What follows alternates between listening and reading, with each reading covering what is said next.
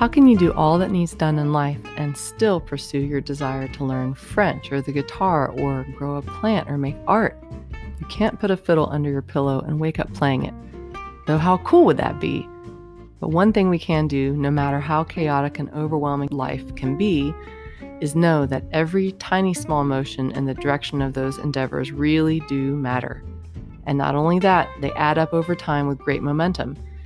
Join me, Annie Fain Barrelon, on Fain House Radio as I interview painters and gardeners, designers and musicians, photographers and cooks, creative livers of any kind, who have somehow, in the middle of it all, continued on their creative paths no matter what.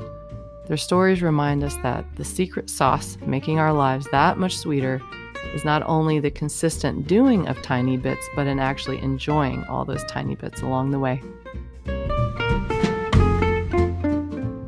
This is Fain House Radio, and I'm so glad you're here. I am Aubrey Atwater. I'm here in Warren, Rhode Island, and I am a musician and a dancer, multi-instrumentalist. I play 6 instruments, I sing, and I am a freestyle flatfoot clubber, and I do some contra square and circle and play party type dance too. And I do traditional American and Celtic folk music, and a lot of different creative strands come from that. And I've been performing since I was a teenager. So my career is about 42 years long. Yeah. And all these years, I have been playing music nonstop. Hellbent. I use the word hellbent, and I'll probably use that word a lot, but I've been hellbent ever since I was 15 years old. Sat down with a Beatles book and played a really simple 2-chord song on the guitar instantly, and I was like, what just happened? Because I didn't know I could sing. We did not have a lot of singing in my family culture, so it was news to me that I had a voice, that I could sing. So that was an amazing moment in time. And you have poetry mixed in there also. Yes, that's true. Yes, I'm a writer too. Yeah. I forgot about that part. Yeah, in my short bio, I like rattle off these things that I do and that I am. And yeah, I'm a writer. I've written 3 books of poetry. Lately, in the past year, I've written 2 full-blown church services, sermon and all, Unitarian. So I'm not an ordained minister, but some of the Unitarian churches asked me to do full services.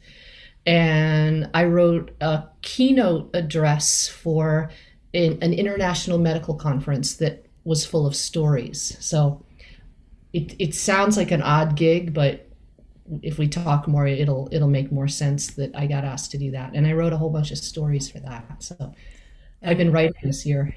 Did the reason I kind of just thought of that, you were talking about when you kind of found your voice and realized, oh, yeah. Was the poetry already there and the writing, or was the singing, or was it more like this mixed media element, they started to come together, like, you know? I started writing journals when I was 13, and I was very deep kid. And then I started writing poetry. Some of the poetry in my books I wrote when I was 13 and older. And then at age 15, when I started playing guitar and singing, I started writing songs. And some of my great influences during that era, being 15, were some of the contemporary pop folk people of the era. Joni Mitchell, top of the list. And some James Taylor, Cat Stevens, the Youngbloods, later Bonnie Raitt, Joan Armatrading, a lot of interesting performers, the Roach Sisters. So, and then I started copying that style of songwriting. And for those early years, I was a singer-songwriter. And I have not written songs in years.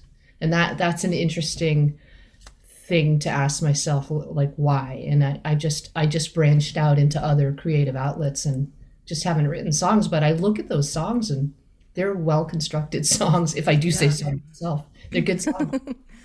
Yeah. And did you, at that age, because I was also 15 when I started playing banjo and everything, and like had this like really clear feeling, I really want to do this. And it seems like a sweet spot. And I've been teaching for the last few years for the Junior Appalachian Music Program, and they're for around that age group, and it's like perfect.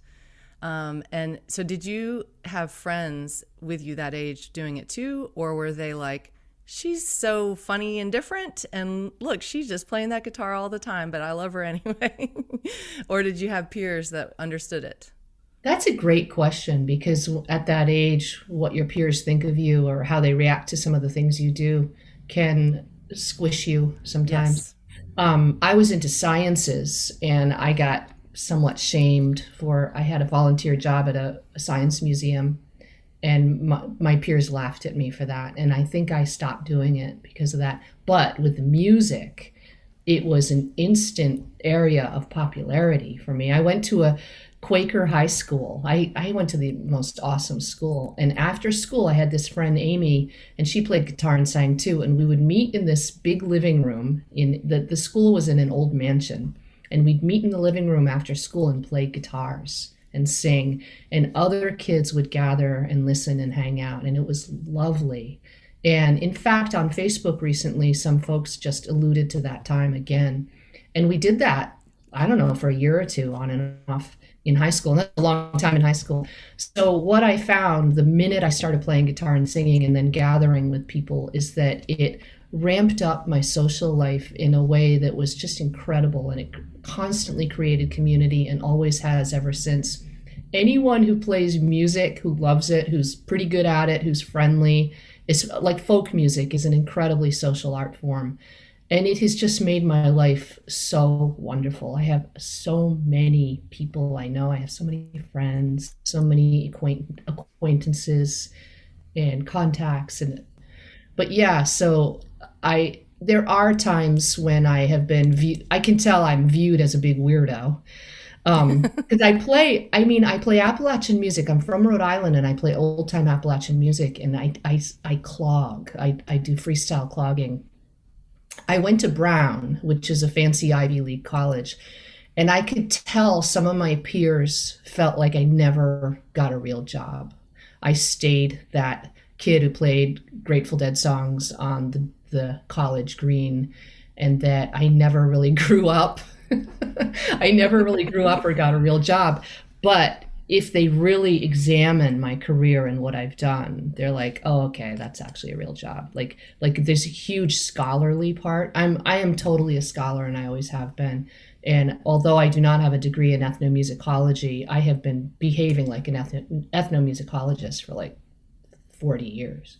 And I do public radio, I do all kinds of research all the time, I do copious numbers of workshops. So a lot of my creativity is researching old songs, arranging them, making my own arrangements and my own interpretations, and collecting like 10 variants of a song and making my own version. So there's all different angles to the creativity involved.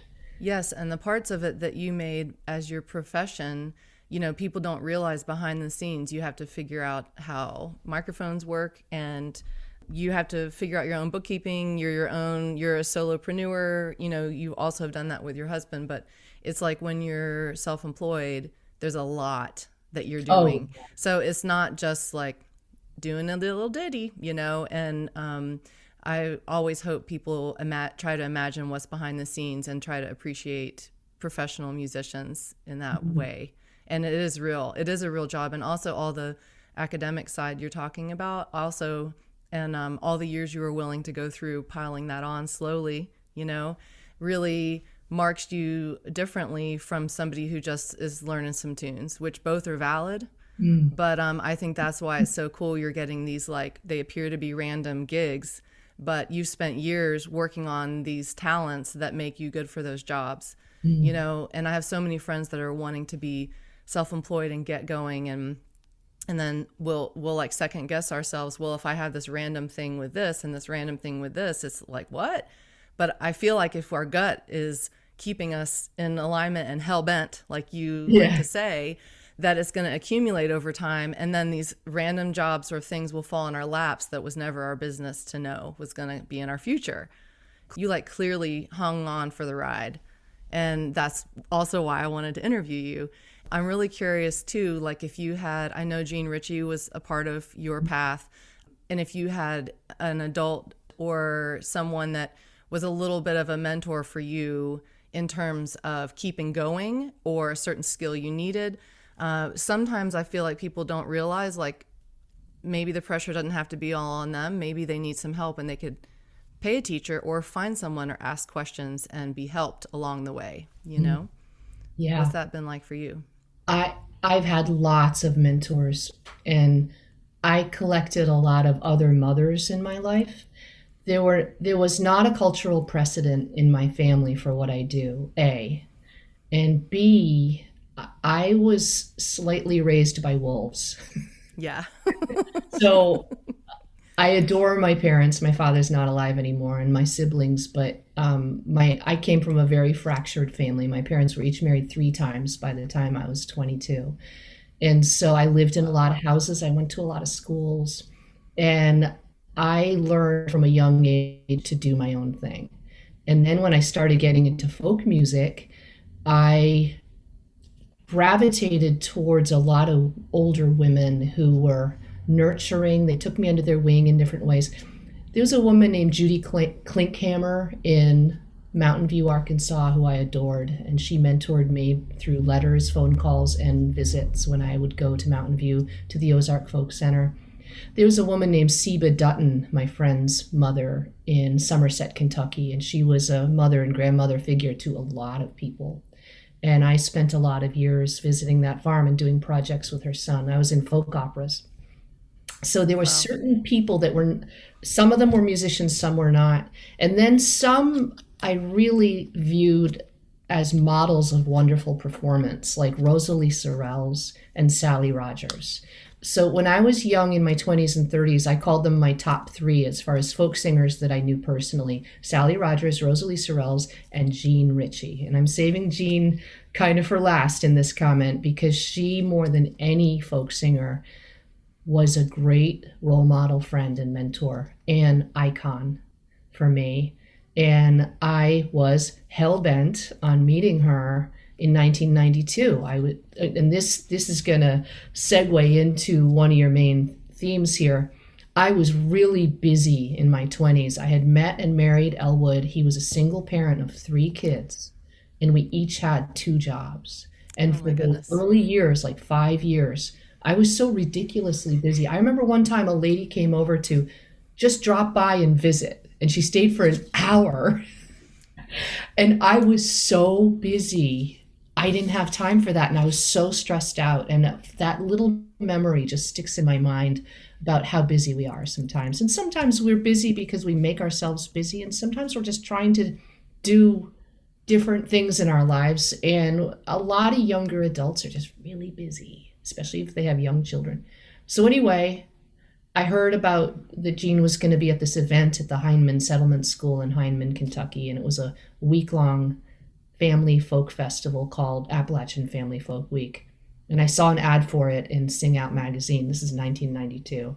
And I looked at my calendar. I was like, I can make this work. And I carved out 10 days and I drove down there. And the minute I saw her at the school, she was 69 years old. I met her and I blurted out, I'm like, I drove all the way from Rhode Island to meet you. You know, I was just very excited. And I was just remembering how gracious she was. And ever since then, we made friends. We became friends for the rest of her life. I went to her house. She went to my house. We knew each other's families. We performed for each other's concert series and festivals. Sometimes we appeared together in other events.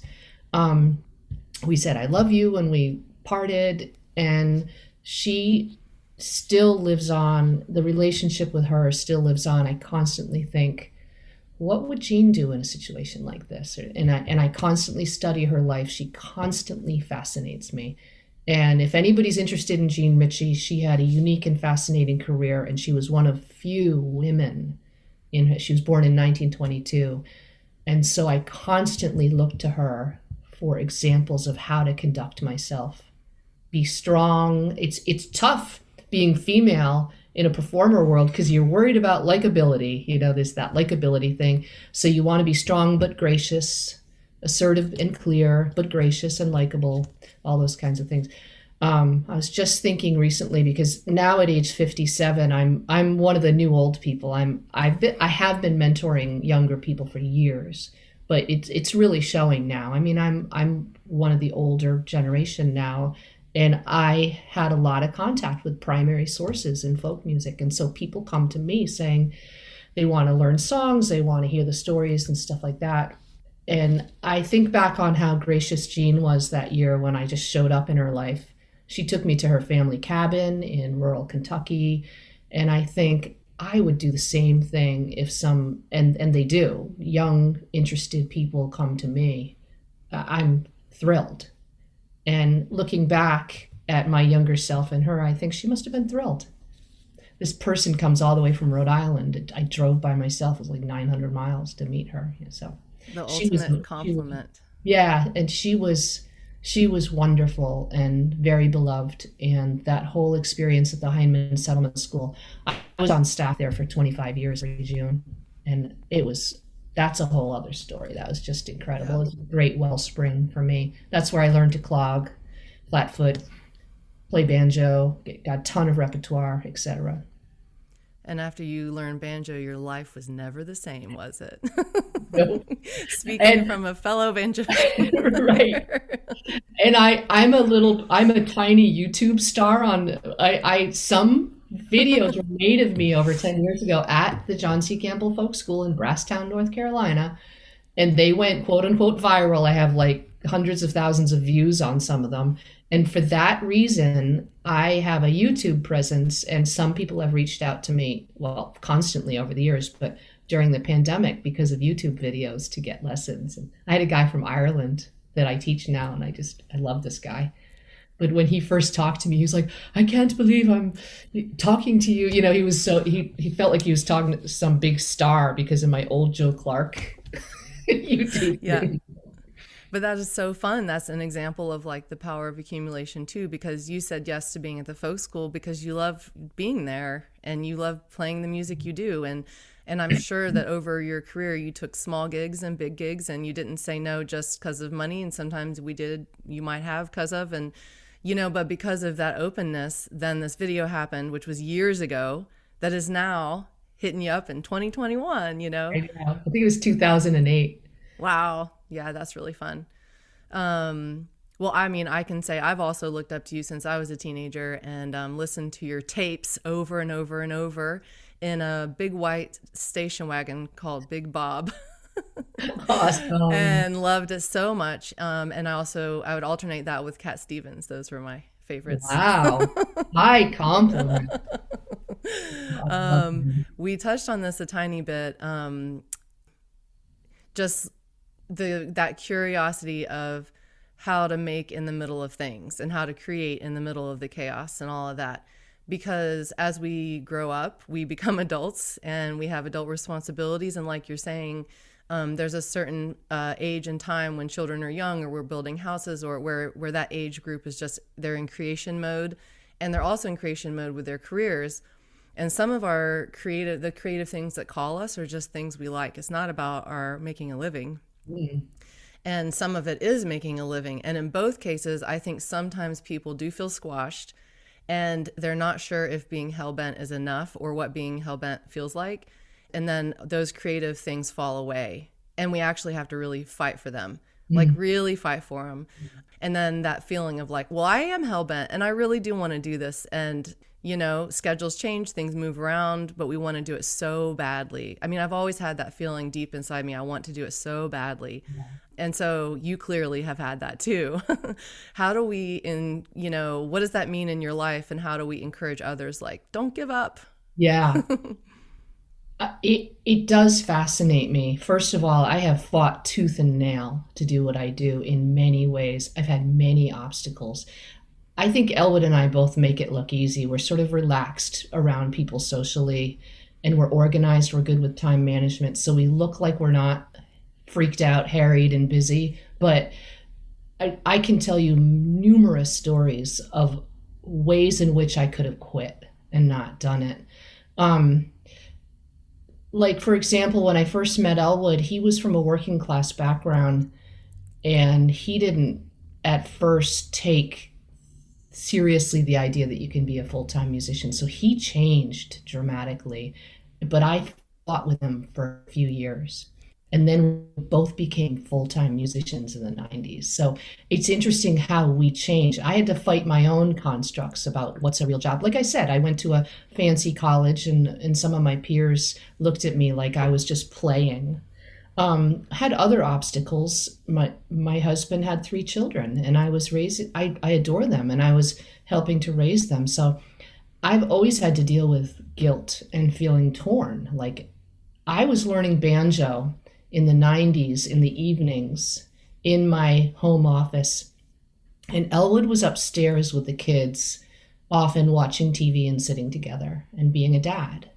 And that whole era when I was playing banjo and learning how to play and practicing my my head off, I felt guilty about that the whole time. I felt like, oh, geez, I should be with the kids. So there's interesting prices. Like there are prices. I came of age. I was born in the 60s, and I came of age in the 70s. And the feminist movement was telling me that I could do everything. And then later on, I found out that's not true. You cannot do it all. You cannot be a full-time parent, have a full-time career, and really pull it off well. So there's going to be prices. We're not going to do things well. But when everything was said and done on the other side of raising the kids, if I had not done the music, that would have been a worse cost. Because Yes. what happened is we ended up having a really fun family. And we made the 2 younger boys in the family, my stepsons, we made them be in a family band for 5 years. And because that was the way we could keep our eye on them and all be together. And on the one hand, they didn't like it, and they rebelled in some ways. But on the other hand, looking back, it was awesome. And sometimes I bump into one of their friends, and he loves us, and he says he loves me and Elwood, and he says, I have such great memories of when we were kids. You had the most awesome family. And I'm thinking, if you only knew Yep. the fights we would have big fights about practicing, and it was messy. And I often think that part of the gift for me is not only the innate talents I was born with, but the gift of wanting to do it. Because and that gift of being hell-bent. We all have many gifts and talents. I think many of us live out our lives and die and don't even know we could have been really good painters or so. There's so many things that we possibly could be doing, but there's a mystery in why we want to do some of these talents. Like when you look at a child prodigy, why does she want to do that? There's all so the gifts come in certain kinds of pairs. Like you have the talent, and then you have that strong desire to do it. So there was just no way I wasn't gonna do it. Yep. But and to me, another gift and another enormous aspect of creativity that you've touched on is crafting and forging your life out of thin air. Deciding what I want to do, when I want to do it, how I want to do it. And I do say yes to a lot of things, but it's a daily practice of a type of discernment. Like when people ask me to play for free, like during the early stages of the pandemic, when I completely lost my job, Yep. a handful of people right away contacted me and wanted me to play for free. And part of me was like, you got to be kidding me. Are Yep. you asking the doctor for a free examination? Yep. And so there's all these many aspects of a career as a full-time musician and dancer that I've had to hash out, discern, and every day poses a new set of exciting decisions. And just like you say, the accumulation effect, the many contacts. But I've always been very open-minded. I have learned I'm a very optimistic person, and believe in making up your own career, making up your own life. And that's a very creative act right there. If I if love that. if when I was 10 years old, somebody said you'll be doing this, that I will be known around the world as a mountain dulcimer master, I was like, I would never have a million years guessed that. And I didn't really plan that out. It evolved that way. So, Yeah, and you also get credit for that because you're not born that way. You participated and practiced and did and asked and watched, you know? And I think, like, for some of my banjo students, because they're adults, they'll feel like, well, why don't I? They'll get frustrated, like they already should have it. And I'm like, no, no, I actually literally just showed it to you and it needs to integrate.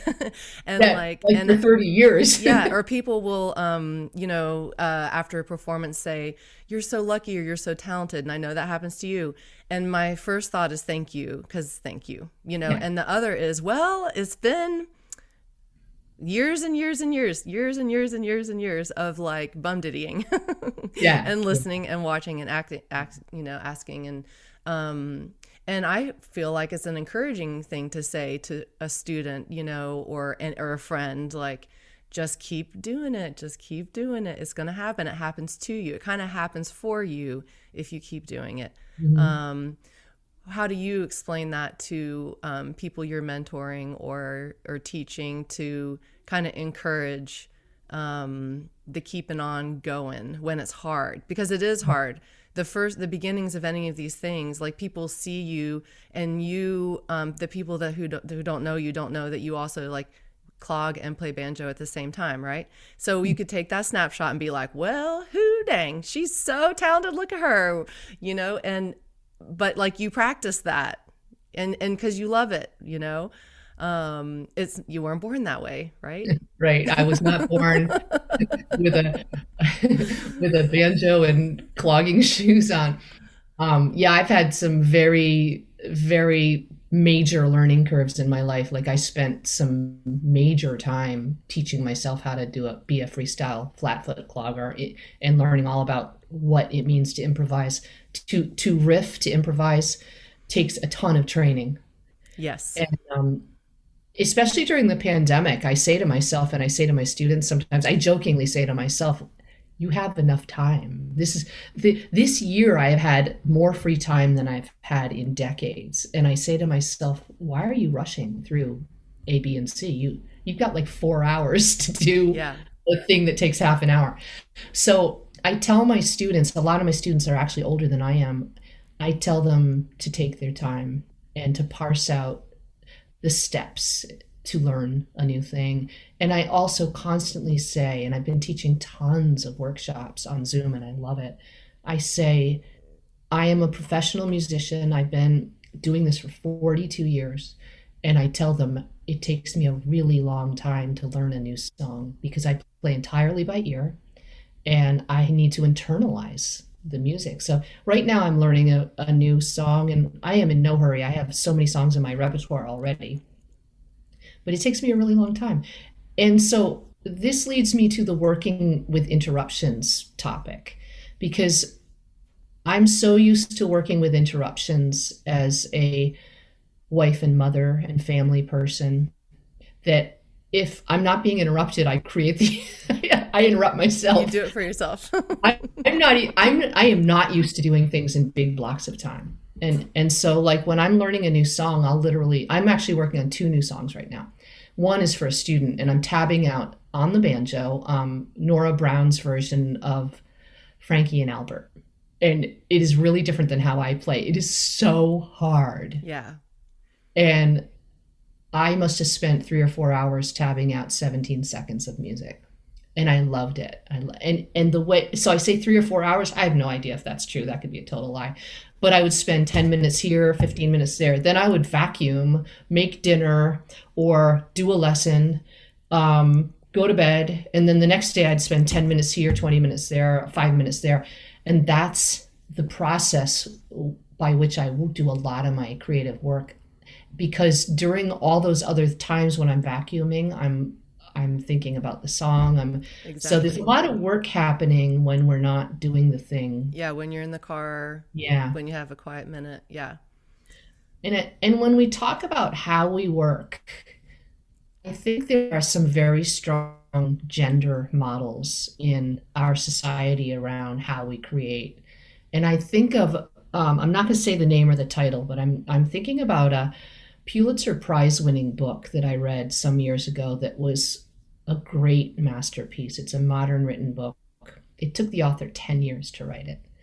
And he's a guy. And when I finished the book, I said to myself, that is one of the most perfect books I've ever read. Every word, every phrase was delicious. It was a historical novel, so it was beautifully researched. And I read later that this male author said in order to write that book, he had to rent a separate building from his home because, and I paraphrase, he said something like, yeah, I couldn't work at home. It was crazy. I got interrupted so many times. And I had to laugh when I heard that because I thought there is a very good example of different gender models about how we create. Because I thought I have never had a strong desire to have a separate office. I've always worked at home all these years.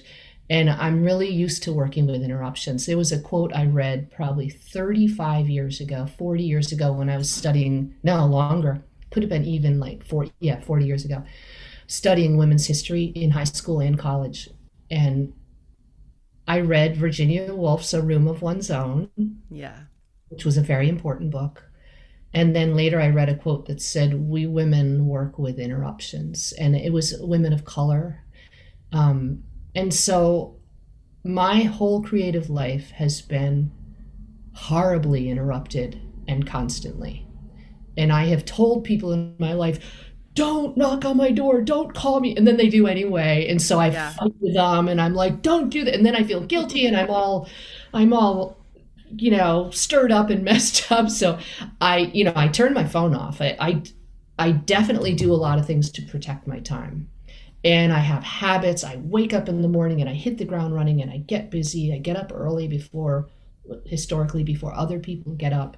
So it's not like I'm a doormat, but I have done a combination of really good habits in order to court the muse, cultivate my creative life, be structured, be organized, manage time well, and also not be completely closed to the interruptions of family life and just life in general.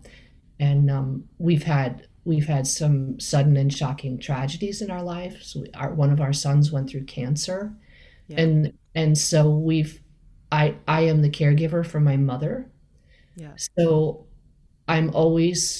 my days are a mixture of creative tasks and domestic responsibilities and family responsibilities. And it is my honor to have a life like that they all inform each other in different ways. But I'm also fairly assertive, and I do protect my time, and I demand that people respect me. But sometimes when I have to defend myself or fight for it, then I'm left feeling guilty and stressed. So none of it's perfect. Yeah, right. And that's what's so great about story trading is that perfect's not even an option. So whatever we did, there's a portion of it that kind of sucks, or we will be in, or whatever it is, whatever we pick. I shared a house with my brother for 5 years. We were living in Asheville, going to school, all that stuff. I was out of school, determined to be self-employed. I had my studio in the front of the house. And there wasn't a door when we got the house. So for Christmas, my parents got me a door. That was my present. And I was ecstatic. And then my dear sweet brother would like peek in or say, hey, and I'd be like, dude, if I'm at work. If I worked at Bank of America, you gonna walk in and talk to me? He's like, oh, sorry, just saying, and like they tease me and my family a lot about that trying to protect space and time, and at the same time, I definitely identify with what you're saying about the constant guilt that comes with that. And, but if we worked at the bank, we wouldn't feel guilty. We're at work. It's very distinguished between. Yeah. But in exchange for that means we're available, like you're saying, in family ways. If my determination to be self-employed is like I can pick up my boys whenever, whatever's happening, I'm ready to go. And there's so much sweetness in that. And then on the other hand, we know that if we're in the middle of a painting and we get interrupted, it takes 20 or 45 minutes to get back focused or get in that zone again. Yeah, it's like both are happening at the same time. Yeah. What do you think about creativity, whether for feeling good or for work, and mental health. What do you think about that interplay? I mean, I love the current slogan of the John C. Campbell Folk School, "We still make things." And I think we humans love to make things and to be creative. And somewhere along the line, industrial corporate society stripped that away from us a little bit. And I think somewhere starting in the 19th century with industry and the 40-hour work week and things like that, we and convenience objects or convenience foods and things like that gave us a message that, oh, it's so convenient, you don't need to make it, whatever it is, whether it's a dish of food or your clothes. Or so I think humans need to make things. And I think many of us, having been subtly trained by corporate industrial society, we somehow find our way back to making things throughout our lives. And there's not always a big distinction in my life between the things I do that earn me money and the things I do that don't earn me money. Every day I have a to-do list. Let me show you. My to-do list looks weird, but it's like something like that. And I have sort of an A list, like what I'm doing today, what I'm doing tomorrow, or during the week. And then a third list is like what I need to be doing in the coming month or two. And there's not a difference between the things that earn me specific money and the things that I just need to do. Like if I'm a volunteer for something, I'll take that as seriously as anything else I do. So, but the question has to do with mental health. And I think there's enormous mental health to be gained in making music, dancing, and making art. And people are really noticing that during the pandemic. You would just not believe how many people contact me every day to tell me how much they love our music or playing their own music, how much they appreciate that we're doing all these interactive Zoom programs. Little do they know, actually I tell them, but little do they know, it's for my mental health. Yeah, it goes both ways. Thank God. Yeah. I got invited to do a global dulcimer workshop last spring, and I've done a total of 4 events with this entity. It's called the Quarantine Dulcimer Festival. It's a wonderful group of people, and they trained me last spring to use Zoom and a whole lot of other technologies to connect with people. And so my mental health has been pretty good through the pandemic because of my music and my work, and because of my life. But I, like anybody, I have struggled throughout the years sometimes with depression and very often with anxiety. I am a highly anxious person, and I think a lot of us are. And so I have my own mental health struggles, and I'm so grateful for my music. My music has been a rudder for me all my life, and it has rescued me over and over again, starting with being a teenager and through my 20s, taking on a monumental role as a new stepmother and wife. I was 23, and that was really big. But the music always kept me. It's a rudder and a ballast. I use a lot of nautical. I live right on the salt water, and I come from a sailing, fishing family, and so there's lots of nautical references. But and I think that music is more essential than we realize. Like I'm a hospital musician, I'm a therapeutic musician, and that's another thing I've done for years. And I am already fully vaccinated and have returned to my work in the hospital. And when it's the Children's Hospital in Providence. And when I showed up on the 5th floor where the kids are being treated for cancer and started doing bedside visits, I said to the child life specialist there, I said, "What's it been like all these months?" And she said, "There just hasn't been much joy." And I've worked at this hospital for 10 years, and I went in there and I was like, what's going on? Like, if you've been to a hospital in the pandemic, you feel like there's a tumbleweed blowing down the hallway. It's just so stark.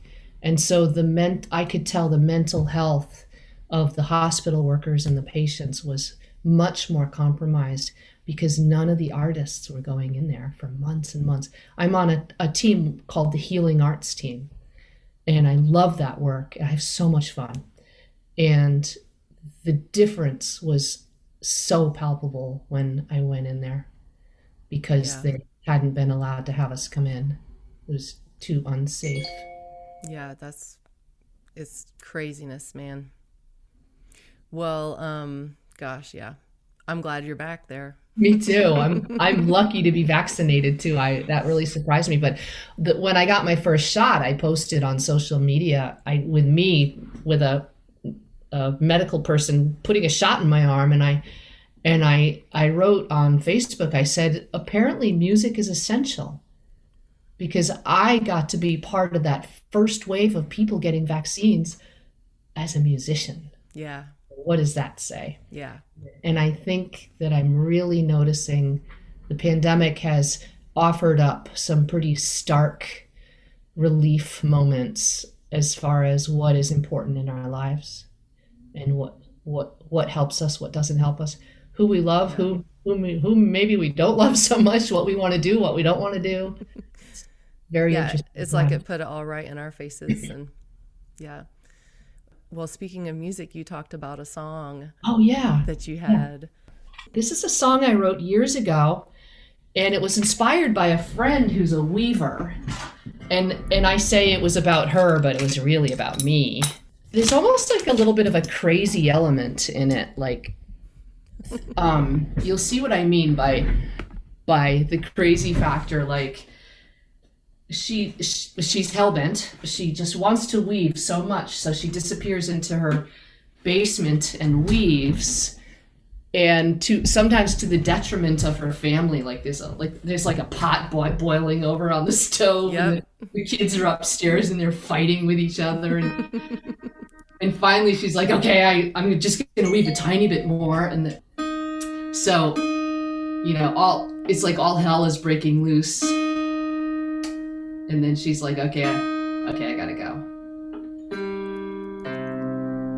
So yeah, I wrote this years ago, called She Sits at Her Loom and She Weaves.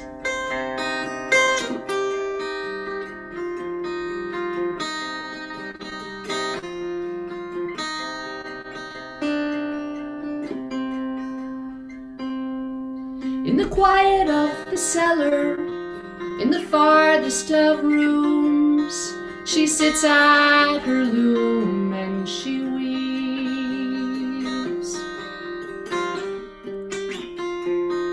The mold and the laundry, they mingle a scent as she sits at her loom and she weaves.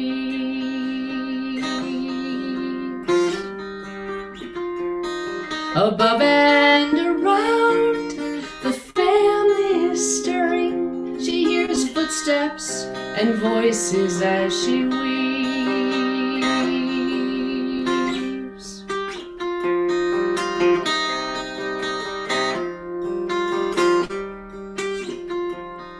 The cotton, the linen, the wool and the silk, the feel to her fingers as she weaves.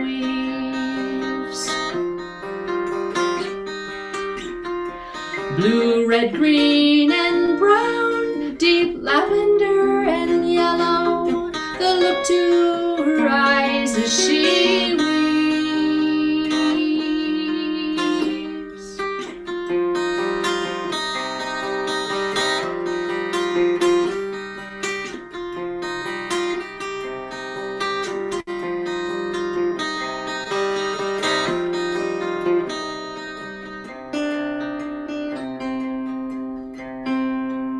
The littlest is crying, the others are fighting. She hopes they can manage as she weaves.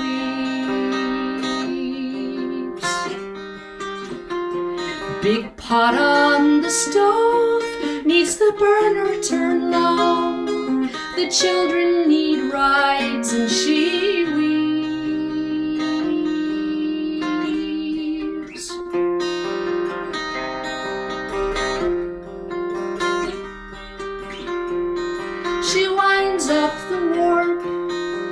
uncovers the loom, shuts the door, turns around, and she leaves.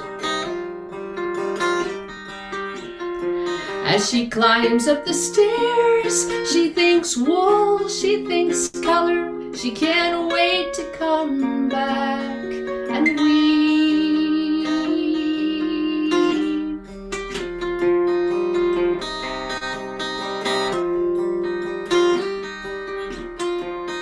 In the quiet of the cellar, in the farthest of rooms, that's where you might find her as she sits at her loom and she weeps.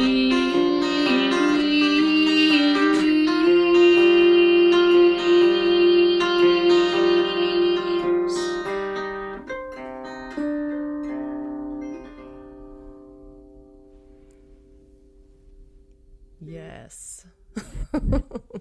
I love that. I love you found a song that's exactly like Make No Matter What. Right. While I was singing that, I was thinking of one thing, that at my age now, at age 57, things are much different now for me because I'm on a much different part of the curve of my career. And I don't mind saying that I don't feel at the top of my career anymore. I feel on the other side of that. So there's a lot less pressure for me to be famous or to be successful. I don't totally care as much anymore. So I'm really enjoying all the things I've sown, all the connections with people. And in my younger days, it took me a lot of years to hash out how to protect my time. And my husband and I, in some ways, trained each other. Sometimes if one of us says to the other, even to this day, "What are you doing tomorrow?" the other one will say, I have to work, meaning don't make claims on my time. Yeah.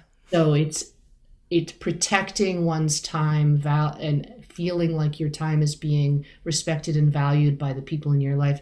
That's tricky ground that takes a lifetime to sort out and daily practice. It's never perfect. Somebody said to me recently, I said, "Yeah, I'm not perfect." And she said, "Yeah, nobody is. That's not a thing." I like that way of saying it. It's not like it's not an option. It's not a thing. It's not even a thing. It doesn't even exist in this realm. Right. I thought that was great. It's not a thing. Well, I appreciate you so much being here, and it's very generous of you, and I'm just so looking forward to sharing it. Forward to sharing it. Where can people find out more about you if they were going to go looking? They can Google my name, Aubrey Atwater, or go to atwaterdonnelly.com or find me on Facebook. Awesome. Well, I look forward to talking to you again very soon. Thank you, my friend. Bye. Bye.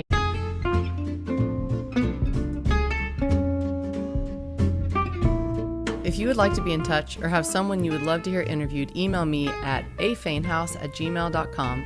I also hope that you're inspired to subscribe to this podcast. New episodes come out every Tuesday.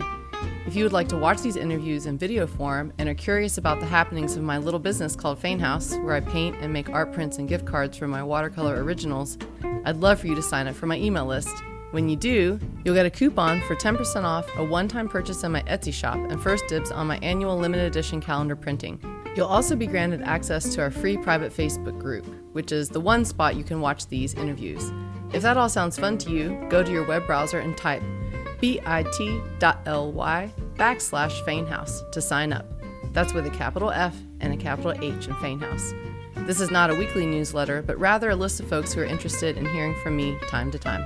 I'm Annie Fain Barrelon. Thanks so much for listening, and I'll leave you with a quote for the day. There are an infinite number of rewards you can bestow on yourself for working at your creative projects, and you deserve every one of them. Eric Maisel.